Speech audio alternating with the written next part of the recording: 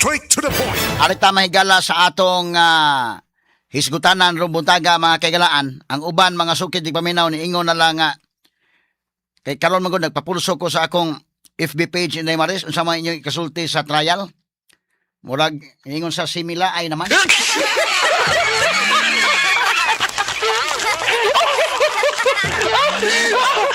Nagawa ng aksyon mahigala bitaw.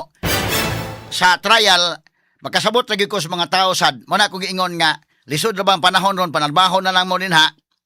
Dayon, kinini ang, ay na lang kayo magpadisturbo, iyahay na lang tanig, panikay-sikay, kay lisod man, no? Ang angman og trabahan tikat na kas opisina, magsige na kagtanaw og impeachment. Kunya ang angman pod mga higala og blue collar ka nga trabahante, daghan kag mga pasanuno nila, daghan kag mga kuan magsige lang kag tan-aw. Dili ka magkadimao imong trabaho, ha? Sumuna nga akong giingnan sa akong FB page, kumusta unsay inyong naobserbahan sa ika-11 kaadlaw nga impeachment trial ni VP Sara Duterte ganina. Wala akong gipost. Ang mga tao nitubag may kanang murag laay naman, medyo simila ay na.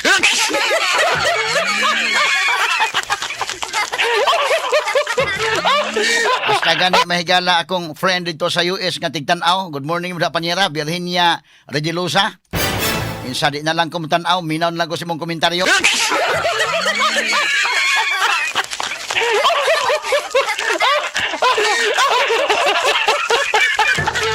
Ang uban may kailangan, minaw tas DYHP. Kani amo dire, hatagan lang mo na magsamari. Unsay nahitabo, kay taas man kayo. Laliman ka maghiring alas 10 buntag. Mahuman alas 3.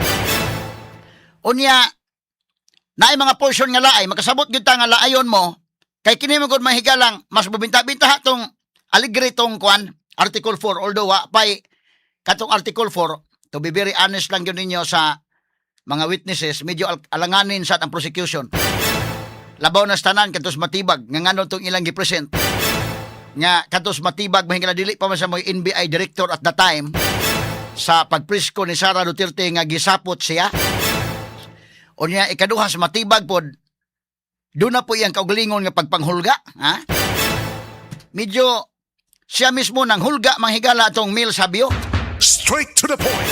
So, dako tong bagahe noon tong testimonya matibag. So, kanini ang sa Article 4, aligre. Ang Article 4, kay katong Bermirong gipresent si Kalilong, sunod si Jeremy Lutok, sunod si Matibag. Si Matibag may pinaka-aligre.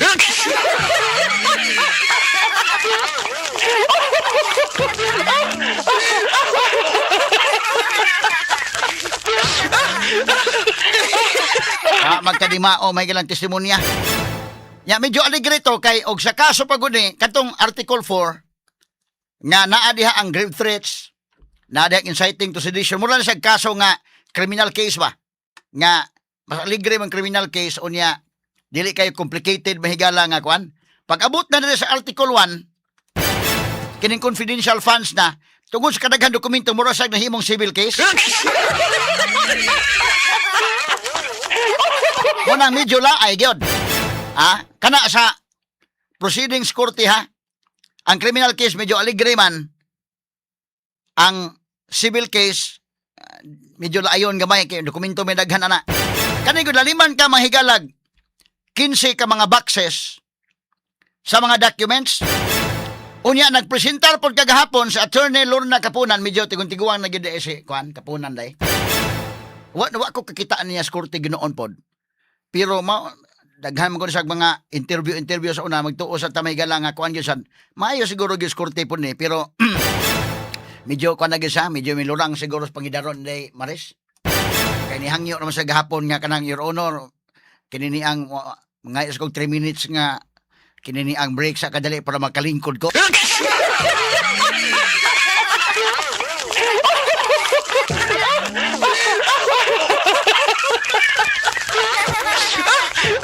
Nahuna siguro niya, kapuya sig tindo ka kalaki.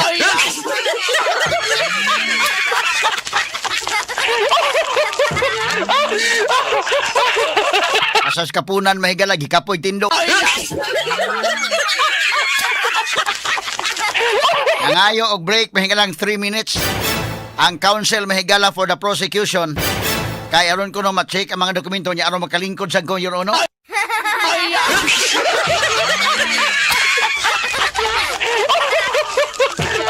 So, akong explanation ana nganong medyo laay. Nagpapulso ko sa akong Facebook page. Medyo laay naman turni, murag na may ko na turni. Nakasabot kay sa ako nang giingon katong Article 4, medyo aligrito gamay kay kanana ang murag criminal case ba. Pag-abot na sa Article 1, confidential funds tungod sa mga dokumentong daghan, di ba pila ka boxes? Ug imo nang pamarkahan kadto giila tong gi sungog mga higala sa defense. Stipulation, okay, stipulation. Gituyo to Miguel, dili mo stipulate. Pa kuan gyud na, pa-identify si witness.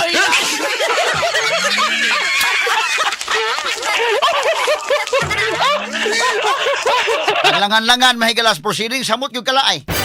May gani kay defense mahigala, cooperative ra pud kayo. Sige, stipulate ta ng uban kanang ana. Nalay uban nga dili may maka-stipulate pero kanang uban kuan lang na. Nga kana bang dili na lalisan batong uban. Kay pulti naghana gyud. Laliman ka na ha. Miingon kaning ilang witness nga si nagrepresenta ni Attorney Lorna Kapunan. Ang ilang witness si Roderick Wamil. Miingon nga kini mga higalang 15 boxes of documents nga gibutangag label nga confidential funds. Miingon siya nga kini si Wamil ragyod mao'y maka-identify sa 50 exhibits, 50 ka mga exhibits, covering 3,664 documents.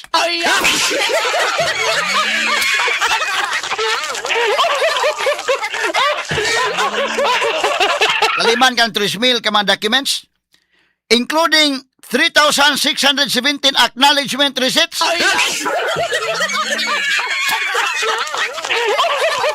Porbida og maunay tagsa-tagsaon mo tag nag-iskutinyo ang nagbaluta.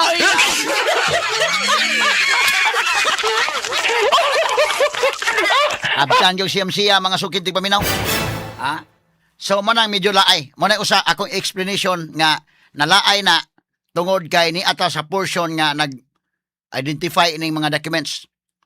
Ikaduha, wala na mo'y bag-o aning kalakiha kay kining confidential funds mo man ibaya ang original nga hinungdan nga ilang pasakaan og kasong impeachment si Sara.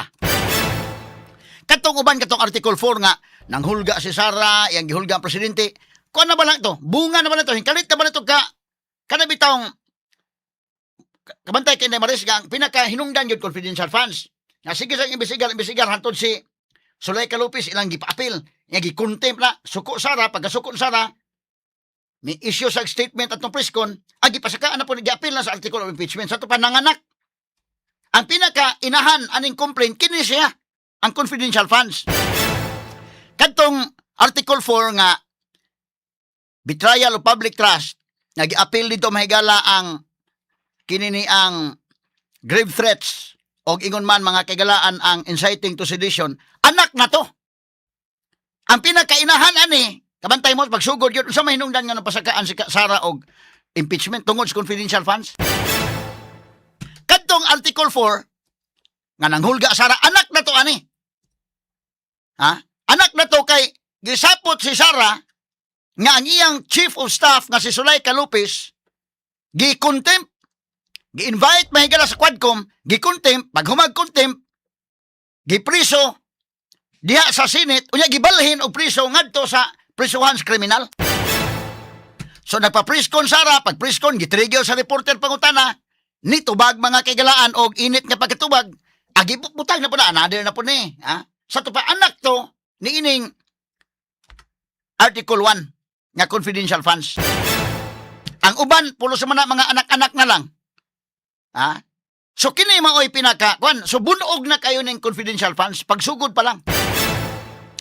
Ang mga tao nakadungog na nga, labatiban na nagmaayo dito pa sa House Committee, dito sa Quadcom.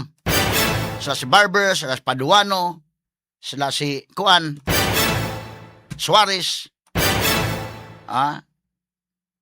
kadtong congressman mahigala nga Kuan, Congressman Akop. Kulatan nagmaayo dito. So kanang confidential funds, dugay na kay na 2024 mo na ang mga tao ug imong i-present ro mo na kang nitan-aw sini nga na-review na ba? Dili na kayo nindot and maris pareha ba nang kita ka sa live? Para nang boxing Pacquiao tan-aw gyud ka sa live kay kana kun di ka kakita sa live na sultian na lang ka. Murag wa na kayo ayo imong kuan na. Labi kung tan-aw naka-review na lang, may lang naka-review ka nga wa ka kay bao usa ni tabo nay. Pero kanang kuan nakadaan sa tupa ang mga tao kana ga Mary Grace Piatos bigawas naman na mahigalang istoryaha niya na pang 2024.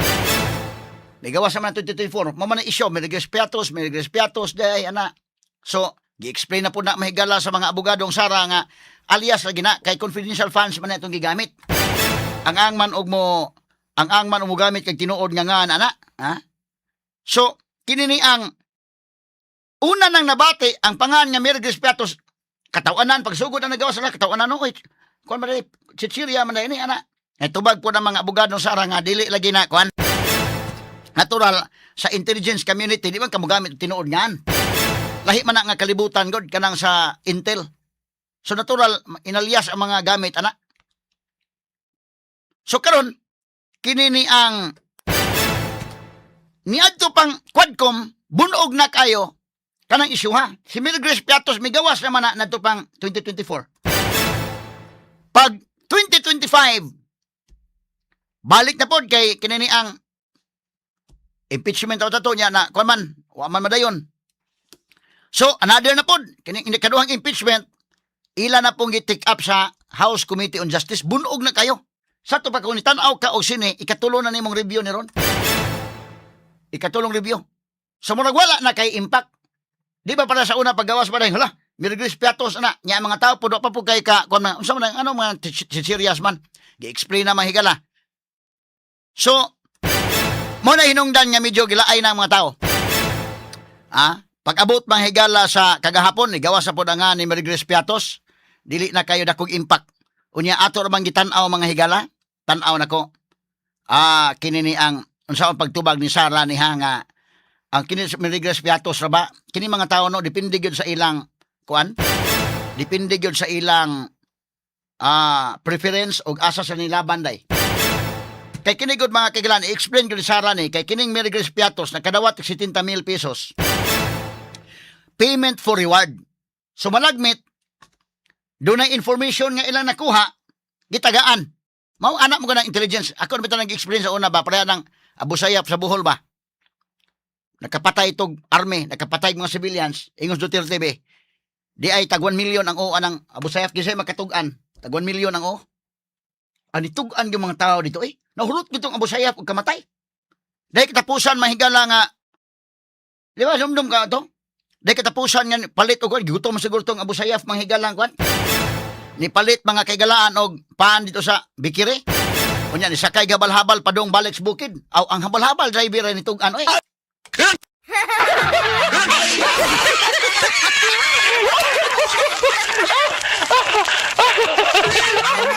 Nahulot dito sila. Ang habal-habal driver ni tugan. Nakakwarta to. Kay panahon ni Duterte, so ko man Duterte ato kay numdum kada ako na nang gi-explain nga dunay mga Abu Sayyaf na kasuod sa Bohol. Agikurdon ang Bohol, di kinahanglan din nakagawas. Nakapatay mo itong army. Ingos Duterte be, kada o anang Abu Sayyaf, kasi makatug-an ang asa na, dahil tag 1 million ang o ana. Nahurot dito sila, ang katapusan ang to mga kagalaan ng Abu Sayyaf nga, kwan, nadakpan to. Kadto to ang nipalit tigigpan, gigutom siguro to.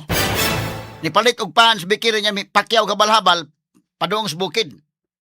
Pag abot to sa bukid, sibat. Ang kadtong habal-habal driver sa ako na hibawan mo rin, itugan kay, doon nag-premyo.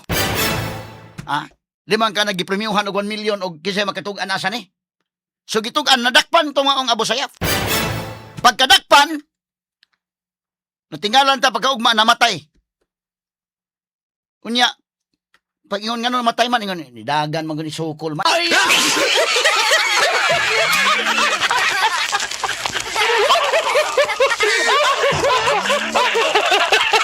Pag ingon nga nung sukol, di man maigo. Naigo sa agtang day maris. Agtang niya, pintigo Ano sa pagkasukula?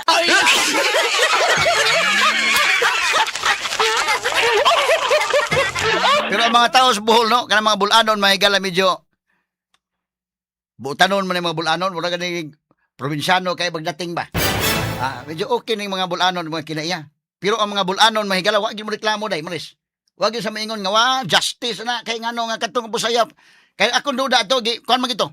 Lahi itong pagkamataya, kay ingon ko nang sukol niya ni Dagan. Nga ni Dagan na igo mang agtang.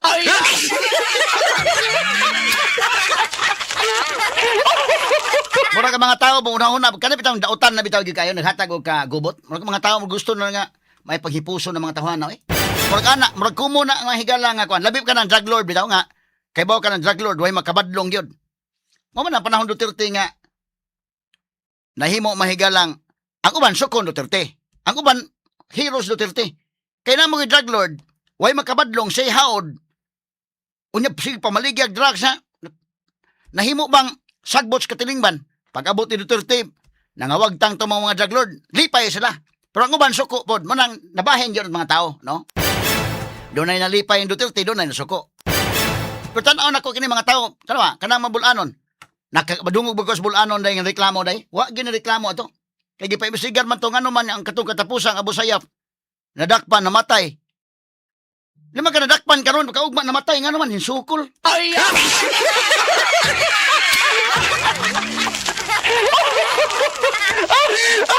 Nisukol ko no. Nya sa pagkasukol, sukol na dang-dagan. Nya ano naagtang man. Ay!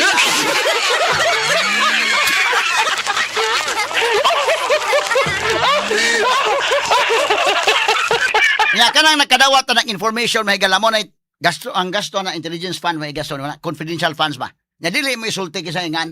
Kag imong isulti na nga si kuan may nagtugan agoy kadelikado mabalikan ka. Mo na nga grabe ang secrecy kung maghisgot kag confidential funds. I-explain na nato na may galag hapon lang gi-expose Mary Grace Piatos. Unsa man tinuod nga ani? So si Mary Grace Piatos nakadawat tag 70 mil. Reward open parenthesis close parenthesis medicines. Di ba kaning kuan na day no? Although kini numdum ka panahon sa tong kuan nga si Sara Duterte iyang mga opisina sa una na apay mga maglinya kay mangayog medisina. O ba kani gamita dito no? Kana mga pangutanan na nato na ba? Ha? Although maigo sa technical malversation ana kung mauho na.